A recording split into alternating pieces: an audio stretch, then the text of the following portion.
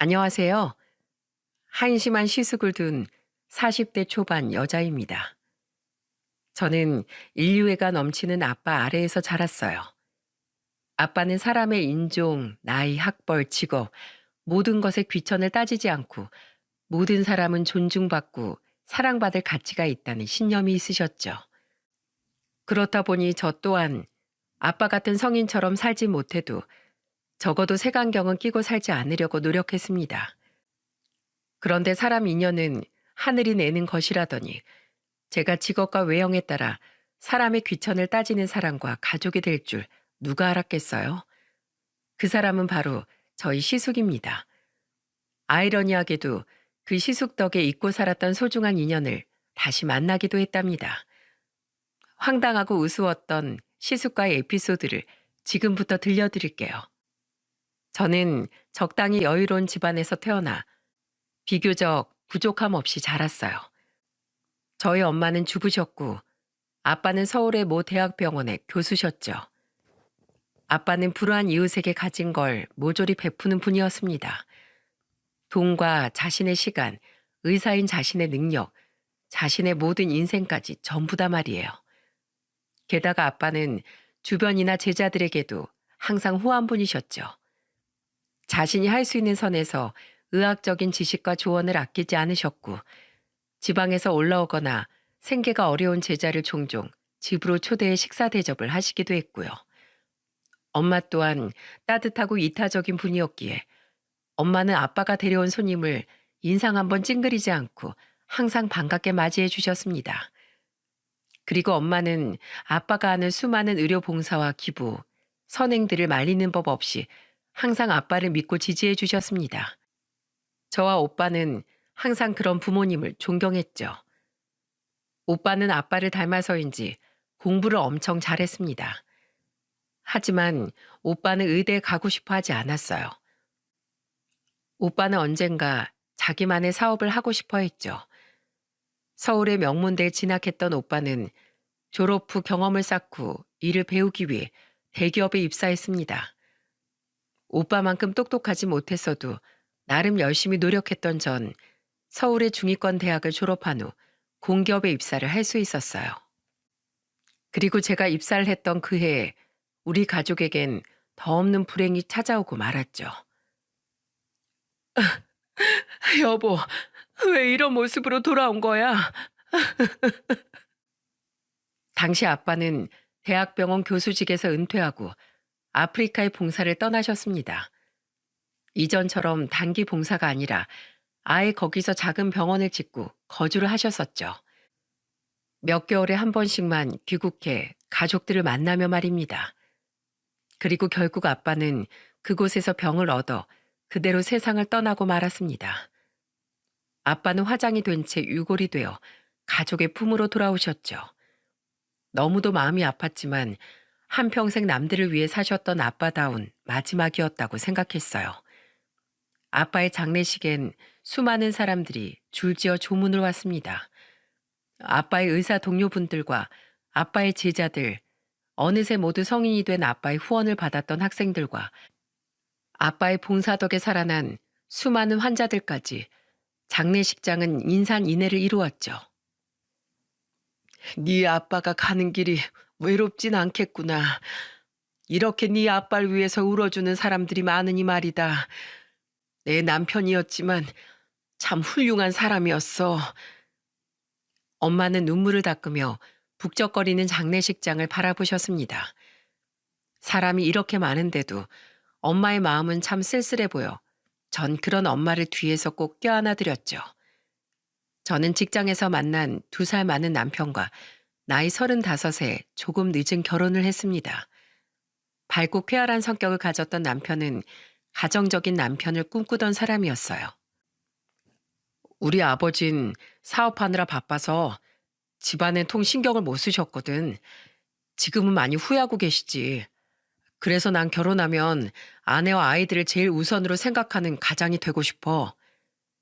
저 또한 가정보다 항상 어려운 이들을 위해서만 사셨던 아빠 아래에서 자랐던 터라 저는 남편의 결혼관이 참 좋았어요.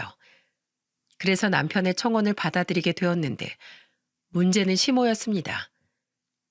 어딜 장남이 결혼도 안 했는데 차남이 먼저 결혼을 한다고 해. 내 눈에 흙이 들어가기 전엔 절대로 안 된다. 결혼 허락을 받으러 남편의 집에 갔던 날, 저는 너무 놀랐습니다. 시모는 남편의 친모가 맞나 싶을 정도로 남편의 형인 시숙밖에 모르는 사람이었거든요. 결혼이야. 누가 먼저 하면 어때? 태성이 나이가 벌써 37이야. 지금 가도 남들보다 서너 살은 늦게 가는 거라고. 태경이 쟨 글렀어. 아, 나이가 42인데 여태 결혼을 못한 거면 자기가 생각이 없던지 여태 짝을 못 만났던지 한 거겠지. 태경이가 결혼하게 기다렸다가 태성이 얘까지 평생 독신으로 늙어 죽게 만들 작정이야? 그래도 안 돼요. 먼저 태어난 데는 다 이유가 있는 거예요. 어디 못 빼먹은 집안도 아니고 차남이 장남보다 먼저 장가를 가? 아유, 사람 참 꽉 막혔다. 어쩜 자기 배로 낳은 자식들을 저리 차별하는지 원. 엄마, 왜 사람을 앞에 불러다 놓고 그런 말씀을 하세요? 이렇게 반대하실 거면 애초에 이 사람을 인사 오게 하지도 마셨어야죠. 솔직히 기분이 나빴습니다. 요즘 시대가 어떤 시대인데 장남, 차남 차별이랍니까? 게다가 약속까지 잡고 첫인사를 온 제 면전에 대고 저렇게 말하는 걸 보니 아예 확실히 반대를 하려고 일부러 저를 집까지 끌어들인 것 같았어요. 시모에게 화를 내고 절 배웅 나온 남편은 미안한 마음에 제게 고개도 제대로 들지 못했죠. 반면 시아버지는 공평하고 이성적인 분이었습니다. 평생 사업만 하느라 집안일은 전부 시모에게 맡겼던 탓에 시모에게 내심 미안한 마음을 가지고 계셨던지라 시모에게 함부로 말씀을 하지 못하셨지만 시아버지는 따로 저와 남편을 불러 이렇게 말씀하셨죠. 미안하다, 수연아. 네 시어머니 될 사람이 워낙에 장남장난거리는 옛날 사람이라 그런다. 게다가 우리 태성이 형이 의사까지 되니까 세상에서 자기 장남이 제일 잘나고 귀한 존재라고 아주 철석같이 믿고 살았던 사람이야. 그래서 우리 태성이가 자라면서 마음고생 많이 했다. 아버지라고 하나 있는 사람이 집안을 잘못 돌본 탓에 우리 태성이 마음속 상처를 곰다 못해 아주 굳은 살이 되도록 방치해두었지. 근데 수연이 널 보니까 내가 마음이 놓였다. 참 바르고 선해 보이는 것이 우리 태성이의 마음을 잘 어루만져 주며 살 것 같아서 난 네가 참 마음에 들어. 네 시어머니 될 사람은 신경 쓰지 말거라. 태성이 너도 네 엄마 반대는 마음에 두지 말고 내가 알아서 잘 설득할 테니 어차피 집안의 주도권은 내가 쥐고 있으니 네 엄마 말은 무시해도 된다. 내가 너희들 결혼해서 살 집은 마련해 주마. 우리 집안 개혼인데 당연히 이 정도는 내가 해줘야지. 태성아, 수연아, 부디 앞으로 사이좋게 잘 살길 바란다. 이후 시아버지는 정말로 시모를 설득하고 우리의 결혼을 밀어붙여 주셨습니다. 시모가 너무 마음에 안 들긴 했지만 저는 정말로 남편이 좋았고 시아버지 또한 멋진 분이라고 생각해 그대로 결혼을 진행했어요. 저희 엄마 또한 다정한 성격의 남편을 무척이나 마음에 들어 하셨고요. 한 가지 작은 문제는 시아버지께서 구해준 신혼집이 시댁과 같은 강남의 아파트 대단지 안에 있었다는 겁니다. 미안하다. 네 시어머니가 기어코 결혼시킬 거면 죽어도 학가를 하겠다고 데리고 살면서 며느리 교육을 시키겠다고 어찌나 야단이었는지 겨우 같은 단지 안에 신혼집을 구하는 것으로 절충했다. 시아버지는 저에게 많이 미안해하셨어요. 저는 시아버지가 저와 남편을 많이 위해 주신다는 것이 느껴져 오히려 시아버지께 죄송하고 감사했지만은요. 그런데 시댁과 같은 단지 안에 산다는 것이 생각보다 골치가 아픈 일이더군요. 제가 결혼한 지 얼마 안 되었을 때 일입니다. 예, 너 일 끝나고 우리 집으로 건너와라. 내일이 네 시숙 생일이니까 미리 아침 생일상 차릴 준비하게. 제가 아주버님 생일상을 차리라고요? 그것도 전날 가서 다음날 아침상을 미리요? 갈비 같은 거 미리미리 재워놔야 할 거 아니야. 장도 미리 봐야 하고. 잔말 말고 건너와. 분명 그 이전 달 남편의 생일엔 시모에게 연락 한 통 없었건만 무슨 대단한 날이라고 시모는 시숙의 생일 전날부터 호들갑을 떨더군요. 아직은 어려운 시댁이었던지라 저는 아무 말도 못하고 시모가 시키는 대로 장을 봐서 시댁에 갔습니다. 아직 시아버지는 퇴근 전이었죠. 야근을 하느라 저보다 퇴근이 많이 늦었던 남편은 제가 집에 없자 제게 전화를 걸더라고요. 제가 시댁에서 시숙의 생일상 준비를 하고 있다고 하자 남편은 기겁을 하고 시댁으로 뛰어왔어요. 엄마, 형 생일상을 왜 제 아내한테 차리라고 해요? 절 그렇게 형이랑 차별하면서 키우시더니 이젠 제 아내까지 이런 취급을 하세요? 여보, 손에 든 거 당장 내려놔. 집에 가자. 너 엄마한테 그게 무슨 말버릇이야? 바로 그때 방에서 자고 있던 시숙이 방문을 열고 나오며 남편에게 말하더군요. 시숙은 심드렁한 표정으로 남편을 보며 말을 이었죠. 너 결혼하더니 아주 애처가 다 됐다. 나보다 먼저 결혼했다고 지금 유세 떠냐? 집안에 며느리가 들어왔으면 엄마가 자기 일 좀 거들게 할 수도 있는 거지. 그럼 엄마가 혼자 차리랴? 세상에, 저 정말 기겁을 했습니다. 시숙과는 별다른 대화를 해보지 않았던 터라 저는 시숙이 어떤 사람인지 잘 몰랐었거든요.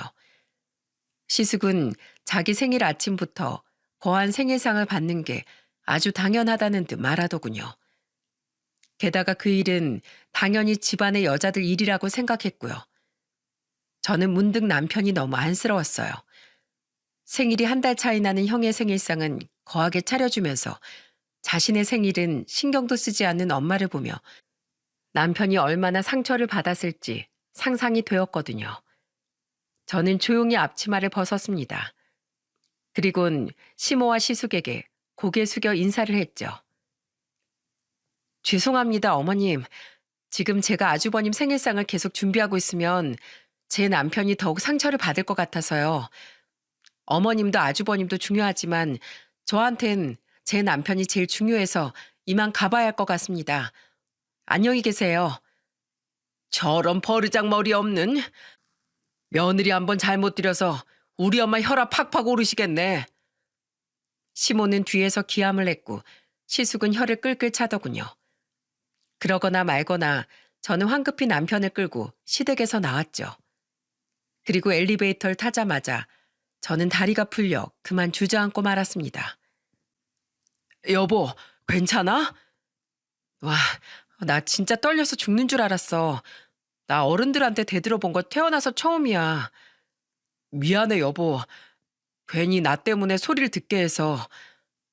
미안하긴 뭐가. 괜찮아. 당신 기죽지 마. 이젠 내가 세상에서 가장 든든한 당신 백이야. 그동안 혼자서 마음고생 정말 많았겠다. 여보, 이리 와. 내가 한 번 안아줄게. 얼떨결에 제게 안긴 남편은 이내 눈물을 뚝뚝 떨궜습니다. 저는 그런 남편의 등을 쓸어 내려주었죠. 나중에 이야기를 전해드린 시아버지께선 미안하다며 제게 대신 사과 전화를 주셨습니다. 자신이 대신 시모에게 화를 내셨다면서요. 그런 시아버지 봐서라도 전 차마 시모와 시숙을 함부로 대하지 못하겠더라고요. 그래서 전 다음 날 저녁 시숙에게 상품권을 생일 선물로 사다 주었어요. 시모에겐 전날엔 경황 없이 집으로 그냥 돌아가 죄송했다며 사과해드렸고요. 네, 어쨌든 잘 받을게요. 이미 저녁을 먹은 뒤였는지 시모는 우리에게 저녁 식사를 권하지도 않더군요. 우리는 거실에 둘러앉았고 시숙은 상품권을 주머니에 쑥 넣더니 제게 물었습니다.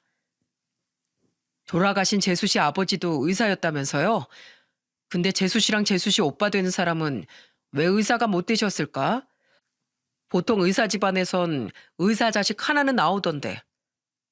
전 그만큼 공부를 잘하지 못했고 저희 오빠는 의사의 뜻이 없었어요. 지금 작게 자기 사업하고 있고요. 아, 네, 사업요? 사람들은 꼭 할 거 없으면 사업한다고 하더라. 괜히 있어 보이고 싶어서. 재수 씨 오빠가 그런 사람이라는 건 아니고요. 태경아, 말이 지나치다. 시숙은 사람 기분 나쁘게 하는데 아주 도 같은 사람이더군요. 시아버지는 그런 시숙의 말을 자르고 주의를 주었죠. 얘가 뭐 틀린 말 했어요? 뭔 말을 못하게 해요? 에휴, 사돈 어른께서 살아계셨으면 의사 사돈 덕이라도 봤으면 좋았을걸.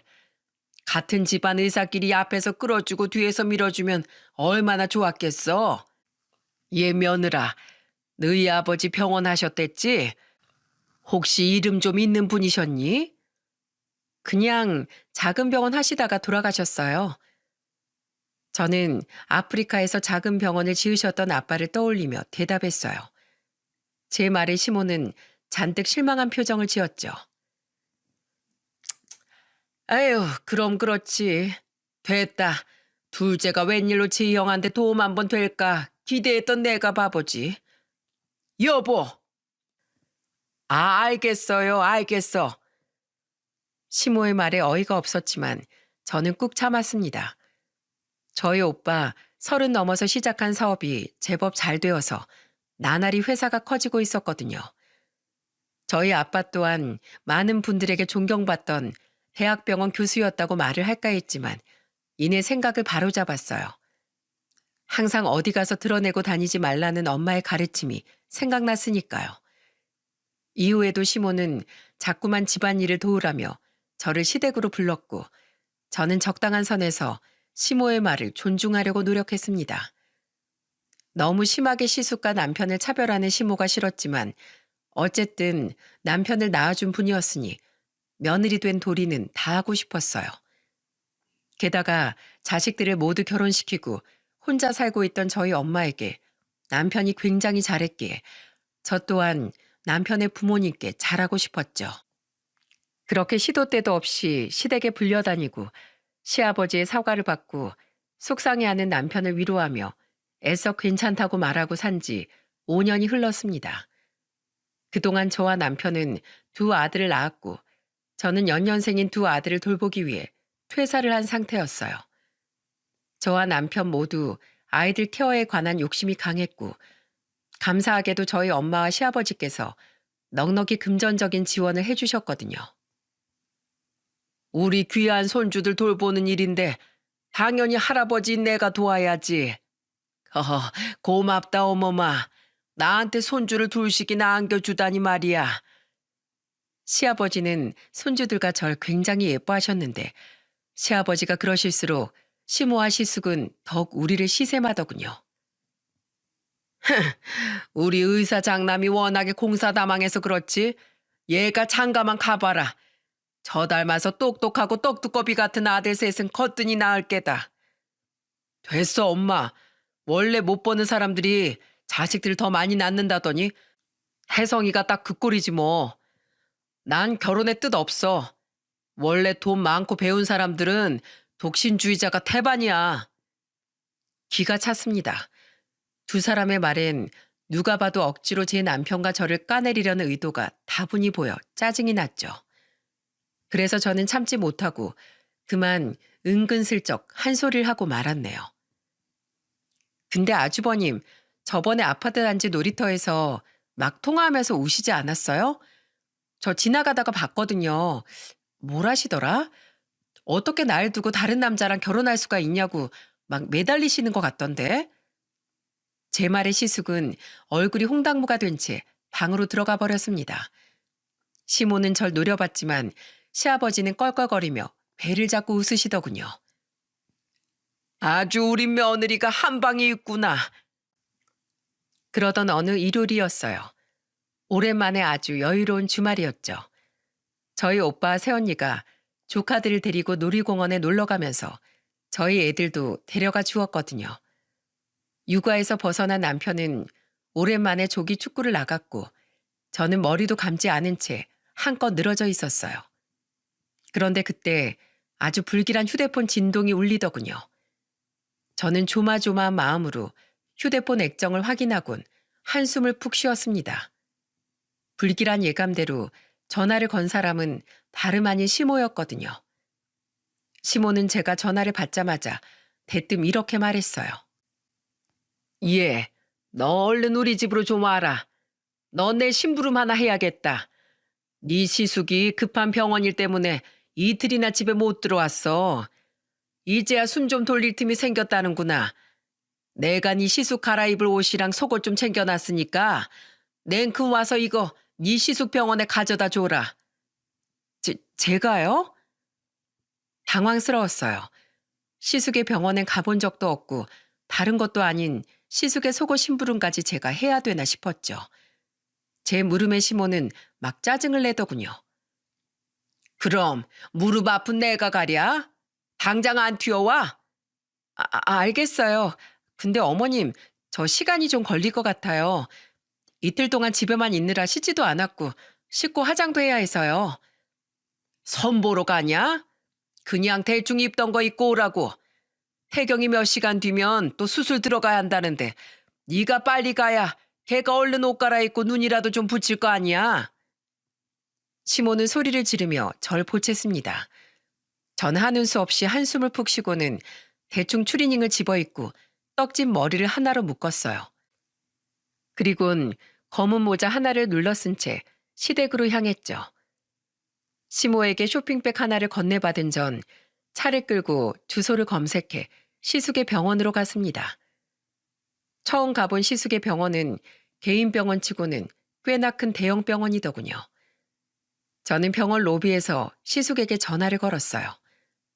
그런데 의사 가운을 입은 채 로비로 내려온 시숙은 제 꼴을 보더니 갑자기 기겁을 하더라고요. 아니 재수 씨, 지금 옷차림이 그게 뭐예요? 내가 이 병원 의사인데 쪽팔리게 진짜. 화장은 고수하고 추리닝에 떡진 머리에 지금 내 체면 다 깎아먹으려고 작정했어요? 내 이미지라는 게 있는데 병원 사람들이 보면 뭐라고 생각하겠냐고요? 아니 아주버님, 저도 집에서 졸다가 나왔어요. 어머님이 하도 급하다고 보채셔서 기껏 온 사람한테 고맙다고 못할 망정 정말 너무하시는 거 아니에요? 아무리 엄마가 닥달했어도 시숙이 의사로 있는 병원에 왔으면 좀 단정하게 하고 왔어야죠. 잔말 말고 빨리 가세요.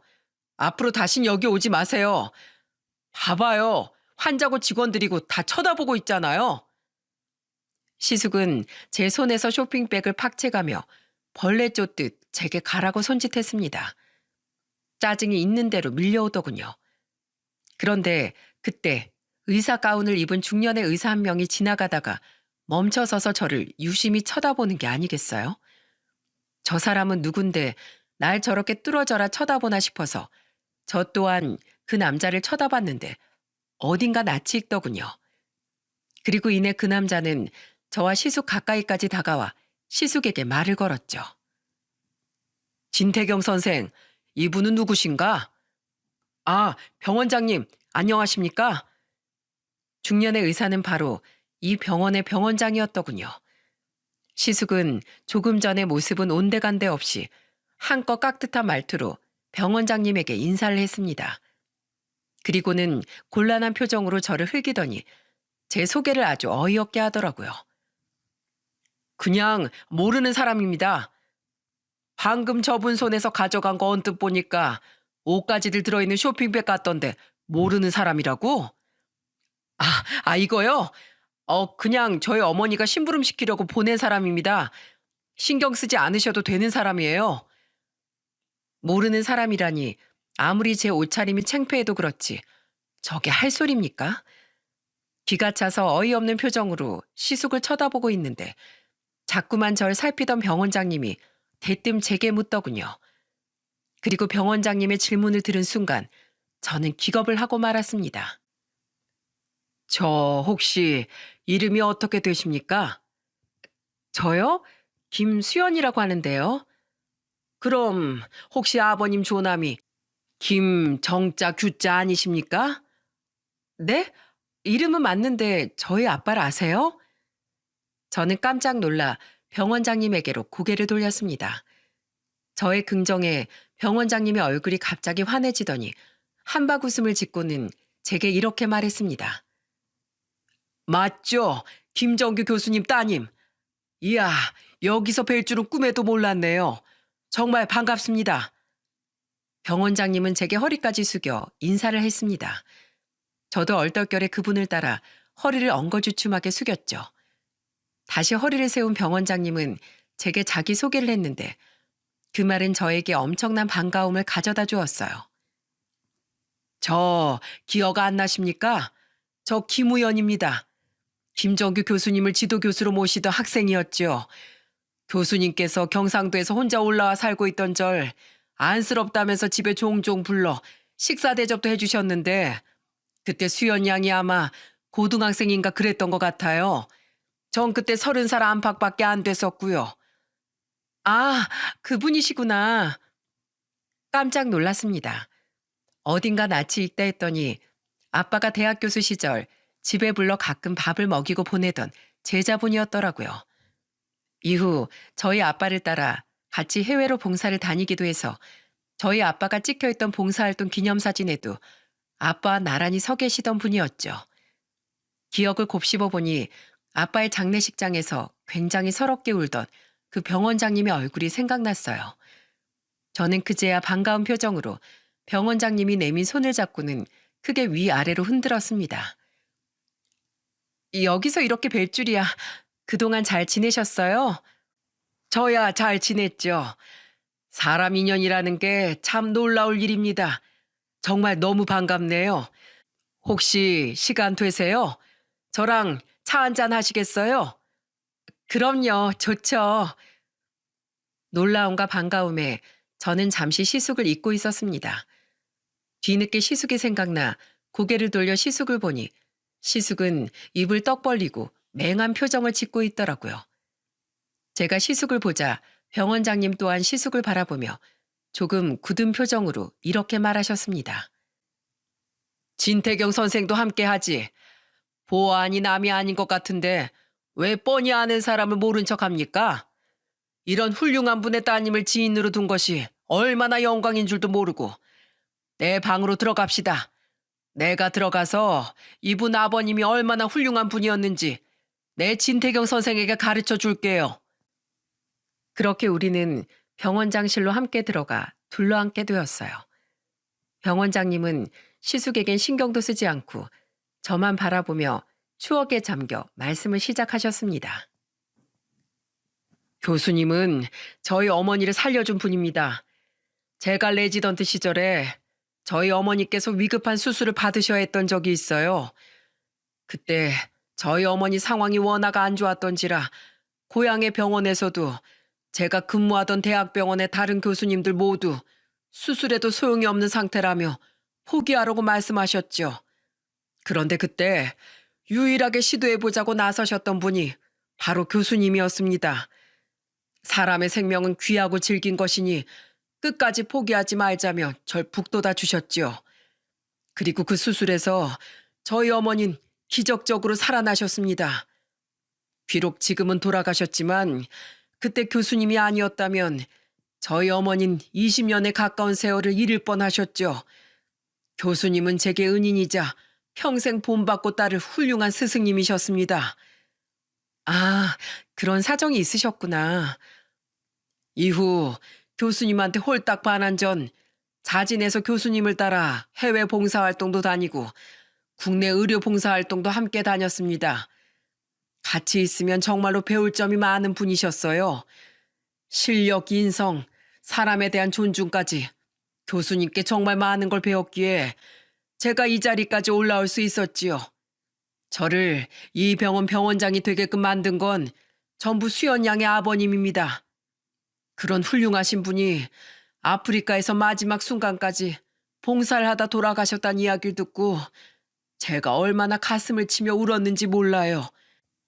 장례식장에서 마지막으로 가족분들을 뵌 후론 항상 소식이 궁금했었는데 이렇게 만나게 되다니 정말 이렇게 반가울 수가 없네요. 그런데 진태경 선생, 이분하고 정말로 관계가 어떻게 되나? 추억을 곱씹던 병원장님은 고개를 휙 들어 시숙을 보고 묻더군요. 갑자기 자신에게 향한 대화의 방향에 깜짝 놀란 시숙은 경직된 자세로 허리를 꼿꼿이 세우며 대답했습니다. 아, 저희 재수 씨입니다. 제 동생의 아내 되세요. 아까는 모르는 사람이라면서요. 제가 비아냥대자 시숙은 얼굴이 새하얗게 질려 두 손을 마구 내저었어요. 그 모습이 얼마나 웃긴지 저는 속으로 애써 웃음을 참았죠. 아닙니다. 모르는 사람이라뇨. 전 그냥 재수 씨 차림새가 너무 추레해서 재수 씨가 창피할까 봐 그런 거예요. 재수 씨, 혹시 제 말뜻 곡해하고 계신 건 아니죠? 병 원장님, 저희 재수 씨랑 엄청 친합니다. 저희 재수 씨, 제가 정말 존경하는 이 시대의 진정한 효부예요. 재수 씨 같은 여자를 만나는 게 제 꿈입니다, 꿈. 아이고, 이 사람아. 어디서 속이 훤히 들여다보이는 거짓말 하나? 내가 언뜻 자네랑 수연 양이 하던 대화를 전부 들었는데 아무리 차림새가 초라해도 그렇지 어떻게 가족을 모른 척하나? 자넨 차림새로 사람을 판단하나? 그럼 우리 병원에 온 환자들이 차림새가 추레하면 자넨 진료도 안 보고 수술도 안 해줄 건가? 자네 정말 사람 다시 보이는구먼. 아주 내 실망이야. 병원장님은 그런 시숙을 보며 혀를 끌끌 찼습니다. 시숙은 기겁을 하고 거의 울 듯한 표정으로 병원장님에게 횡설수설 변명을 해댔죠. 병원장님, 그게 아니고요. 요즘 너무 바빠서 하도 정신이 없다 보니까 제가 잠깐 미쳤던 것 같습니다. 제가 제 썩어 빠진 정신 상태를 집에 가서 뜯어 고쳐놓겠습니다. 두 번 다시 이런 일 없을 거예요. 정말 죄송합니다. 앞으로 우리 수연 양에게 한 번만 더 윽박 지르거나 무례한 소리 하면 그건 곧 나를 욕하는 거라고 내가 알아듣겠네. 수연 양, 여기 제 명함입니다.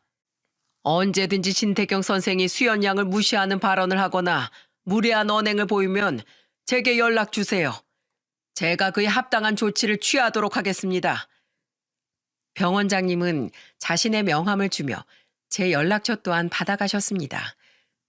그리고는 병원 앞에 주차되어 있던 제 차 앞까지 절 배웅해 주었어요.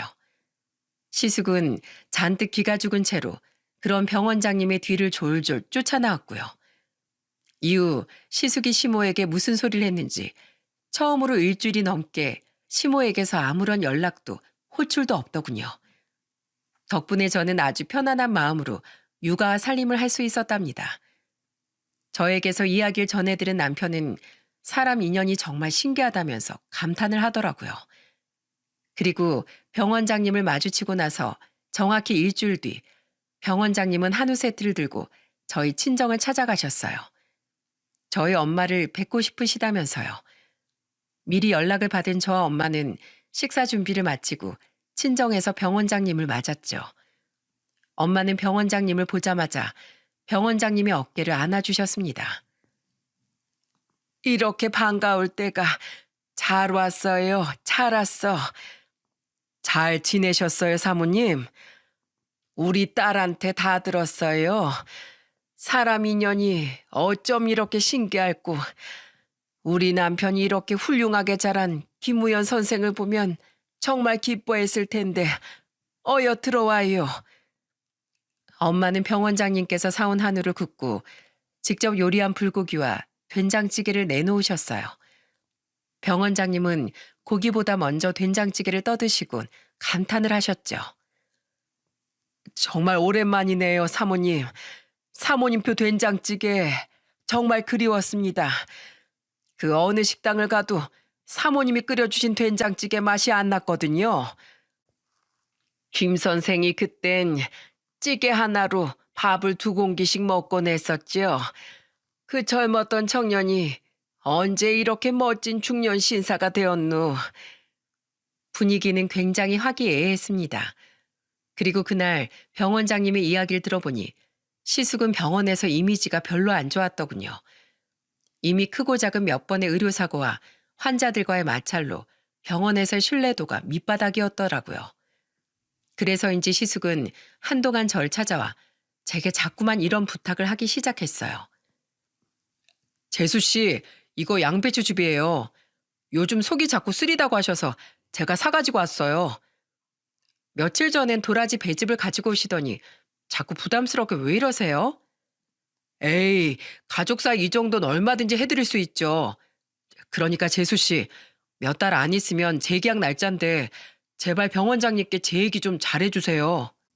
글쎄, 그분은 그냥 저희 아빠랑 친하셨던 분인데 제가 뭐라고 그런 부탁을 하겠어요. 제발 더는 이러지 마세요. 급하긴 급했던 모양인지 시숙은 계속해서 병원장님에게 말 좀 잘해달라며 제게 부탁을 하더군요. 심지어 시숙뿐 아니라 시모까지 절 대하는 태도가 완전히 달라졌어요. 시모가 부르기에 저녁을 먹으러 아이들과 함께 시댁에 갔던 저와 남편은 그만 깜짝 놀라고 말았습니다. 평소 같았으면 제가 갈 때까지 음식 준비엔 손도 안 댔을 시모가 아주 상다리가 부러지게 저녁상을 차려놨더라고요. 그렇게 밥을 다 먹고 시모는 함께 치우려던 저와 남편을 만류하며 억지로 우리를 거실에 앉혔습니다. 그리곤 제게 이렇게 말했죠. 됐다. 집에서 노는 내가 나중에 천천히 정리하면 된다. 손댈 것 없어 어머마. 음식은 입에 맞았니? 네, 맛있었어요 어머님. 정말 잘 먹었습니다. 근데 정말로 제가 설거지도 안 하고 가도 될런지. 아유, 괜찮다니까 그러네. 며느리도 자식인데 내가 귀한 자식 손에 물을 묻힐 수야 있나. 가족 좋다는 게 이런 거지. 그래서 말인데 어머마, 우리 태경이가 일하는 병원 원장님이랑 친분이 두텁다면서? 어머마, 가족 좋다는 게 뭐냐. 네 시숙이 그 병원에 재계약 될 수 있게, 그리고 기왕이면 연봉도 좀 올려받을 수 있게 네가 잘 좀 말해봐라. 그리고 다른 병원장들 사이에 네 시숙에 대한 이야기도 좀 잘해달라고 부탁 좀 해봐. 그 바닥 소문이 워낙에 빠르다며? 사람이 살다 보면 실수할 수도 있는 건데 그깟 사소한 사고 몇 번 치고 무식한 환자 몇이랑 말다툼 좀 했다고 얘 이미지가 순식간에 안 좋아졌다잖니. 그럼 그렇지. 시모 입에서 병원장님에 대한 이야기가 언제 나오나 했습니다. 거기서 저는 느꼈습니다. 이 문제에 대해 마무리를 짓지 못하면 계속해서 두 사람은 제게 헛된 기대를 할 것 같다고 말이죠. 그래서 저는 단호한 말투로 기대에 찬 눈빛을 보내던 시모와 시숙에게 말했습니다. 한순간의 실수로 왔다 갔다 할 수 있는 게 사람 건강이고 목숨인데 의사가 그깟 실수 몇 번이라뇨. 그건 의사로서의 제대로 된 마음가짐이 아니죠. 아주버님, 제가 오늘 확실히 말씀드릴게요. 저는 병원장님께 아주버님에 대한 그 어떤 말도 하지 않을 거예요. 좋은 말도 나쁜 말도 전부요. 사람한테 의지하지 마시고 그냥 아주버님의 평소 인성과 실력대로 평가받고 결과에 승복하세요. 왜 그런 중요한 일을 남의 손을 빌려서 해결하려고 하세요? 제가 그런 부탁을 하는 것 자체가 병원장님께 신뢰를 하는 거예요. 전 그렇게 무례한 사람이 되고 싶지 않습니다. 이 이야기 더는 화두에 오르지 않았으면 좋겠어요. 뭐야?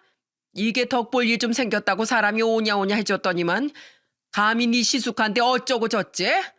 너 당장 사과 안 해? 제 말에 시모는 순식간에 험악하게 돌변하더군요. 시숙은 뒤에서 똥 씹은 표정을 짓고 있었고요. 두 사람 성미에 제게 설설 기기가 무척이나 힘들었을 텐데 오래 참았다 했습니다. 네가 뭔데? 둘째는 너희가 우리 태경이보다 잘난 게 뭐가 있어? 머리가 좋아? 직장이 좋아? 아니면 돈을 더 잘 벌어? 너희 시숙은 우리 집안의 대들보야. 우리 집안의 미래라고. 어디 무식하게 집안 우더른도 몰라보고 말을 함부로 짓거려? 엄마, 그만하세요 좀. 도를 넘은 시모의 말에 남편은 버럭 화를 냈습니다. 시아버지도 잔뜩 인상을 쓴 채 시모를 나무랐고요.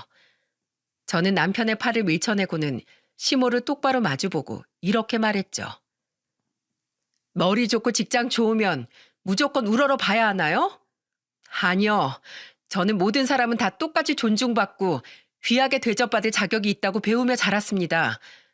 그리고 그 생명을 직접 마주하는 직업을 가진 의사는 항상 실력과 인성이 우선이어야 한다고 아빠에게 들었고요.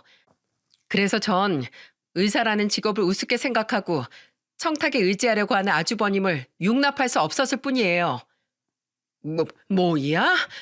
야, 너 진짜 제대로 시집살이 한번 당해볼래? 제 말 아직 안 끝났어요. 어머님, 그리고 앞으로 더 이상 저나 남편 시도 때도 없이 오라가라 하지 마세요. 저희가 어머님 심부름꾼인가요? 어머님하고 아주버님 모시는 종입니까? 예전엔 남편 생각해서 어머님 말씀 최대한 존중해 드리려고 노력했는데요. 더는 안 되겠어요. 이번에 병원장님을 만나고 깨달았어요. 말도 안 되는 이유로 사람을 위아래로 갈라서 무시하는 어머님 때문에 마음고생하는 딸이 되는 건 모든 사람을 차별 없이 사랑하라고 가르쳤던 저희 아빠의 마음에 멍을 내는 일이라는 걸요. 그러니 어머님, 저희 그냥 이사 가겠습니다. 여기보다 좋은 집은 못 구하더라도 어머니 근처에서 더는 못 살겠어요. 애먼 저희만 맨날 찾고 부려먹지 마시고 그토록 아끼는 아주버니만 평생 끼고 사세요. 쉴 새 없이 쏟아지는 제 말에 시모는 입을 떡 벌리고 황당한 표정으로 절 바라보더군요. 저의 폭탄 발언에 넋이 나간 건 아이들을 챙기고 있던 남편도 그리고 시숙도 마찬가지였죠. 오직 가족들 가운데 시아버지만이 너털 웃음을 터뜨리며 박수를 치셨습니다. 그래, 이사 가라, 가. 아주 당차서 좋다, 우리 며느리. 왜 좋은 집을 못 가? 여기서 집 뺀 돈 그대로 들고 가거라. 이미 결혼할 때 너희에게 준 돈이니 너희 마음대로 쓰려무나. 여보, 나 부를 것 없어. 당신도 더는 애들 괴롭히지 좀 마. 사람이 나이가 먹었으면 점잖아 질 줄도 알아야지. 어쩜 날이 갈수록 못나죠? 첫째를 저렇게 못난 인간으로 만든 건 바로 당신이야. 태경이 너, 네 재수씨 앞에서 아주 창피한 줄 알아라. 당신, 한 번만 더 태경이 일로 며느리랑 태성이 귀찮게 해봐. 당신하고 태경이 둘 다 이 집에서 돈 한 푼 없이 쫓아내버릴 테니까. 태경이 여태 모은 돈 주식으로 전부 날린 거 내가 모를 줄 알았지? 어디 맨몸으로 밖에 나가서 살 각오되어 있으면 마음대로 해봐.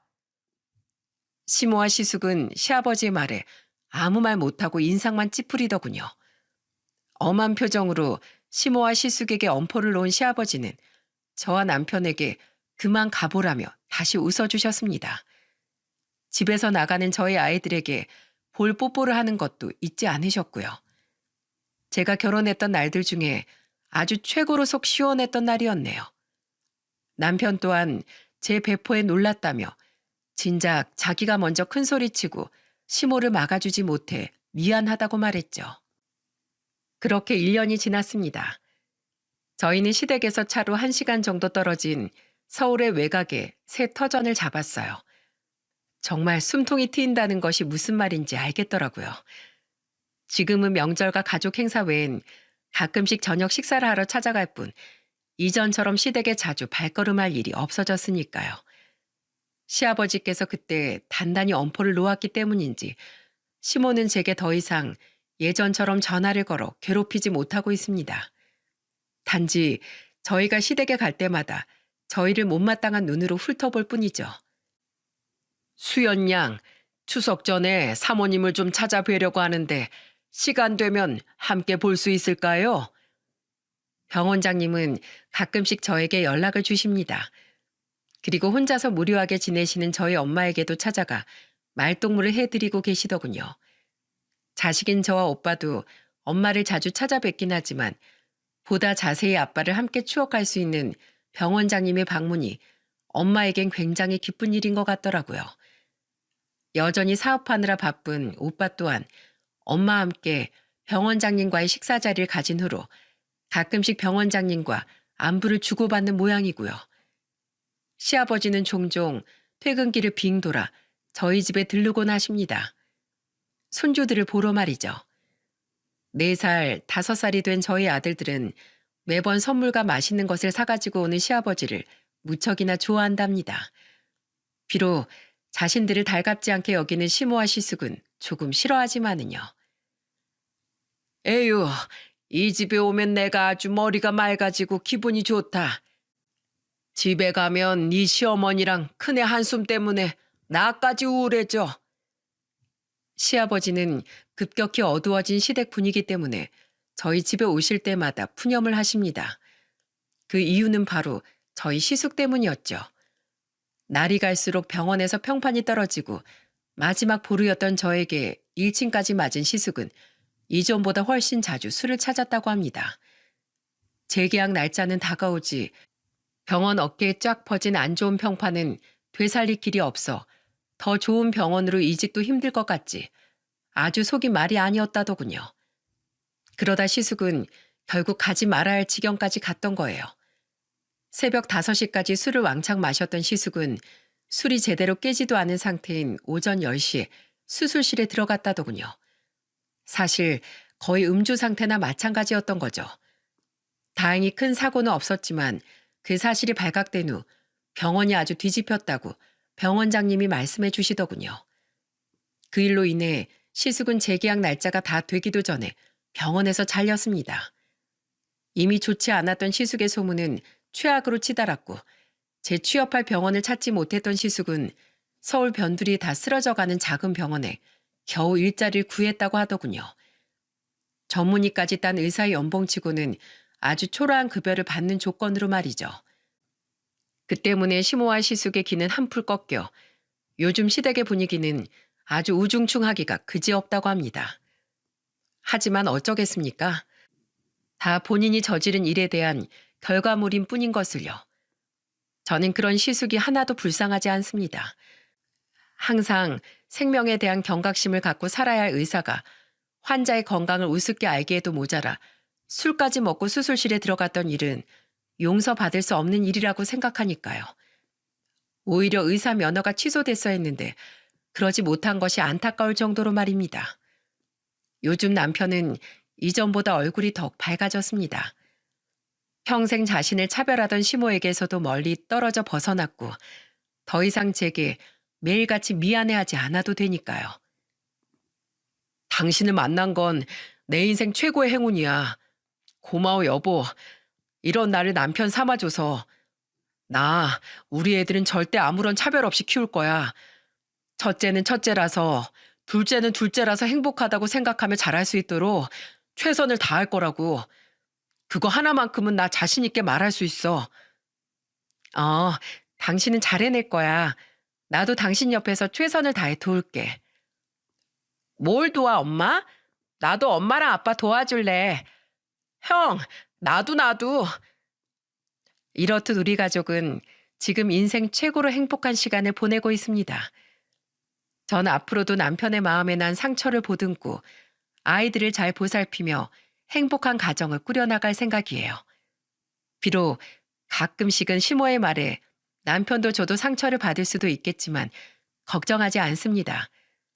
그깟 상처 따윈 금세 이겨낼 수 있을 정도로 우린 행복한 가정 안에서 잘 살아가고 있으니까요. 그리고 집안에 여유가 생기면 그땐 돌아가신 저희 아빠의 유지를 이어 적은 금액이나마 어려운 이웃에게 기부를 하며 살아가려고 해요. 제가 나눌 온정은 언젠가 제 자식들에게 곱절이 되어 돌아오리라고 믿어 의심치 않으니까요. 그렇게 우리는 평생 서로 나누고 돌려받는 기쁨 속에서 살아가게 되겠죠. 제가 이 사연을 보낸 이유는 모든 행동엔 반드시 그에 합당한 대가가 따른다는 사실을 널리 알리고 싶어서랍니다. 저희 아빠의 올바른 삶은 병원장님처럼 훌륭한 의료인을 키워냈고 잘못된 방식으로 자식들을 차별하며 키운 저희 시모의 교육은 결국 시숙을 엉망인 어른으로 키워냈으니까요. 그러니 여러분, 우리 모두 오늘 그리고 내일을 작은 선행으로 채워나가며 살아보는 건 어떨까요? 여러분의 작은 행동 하나하나가 쌓이고 쌓여 언젠가는 여러분 자식에게 또한 세상에 선한 영향력을 끼치게 될지도 모르니 말이죠. 여기까지 제 사연을 들어주셔서 감사드립니다. 모두 건강하고 행복한 삶을 살아가시길 응원합니다.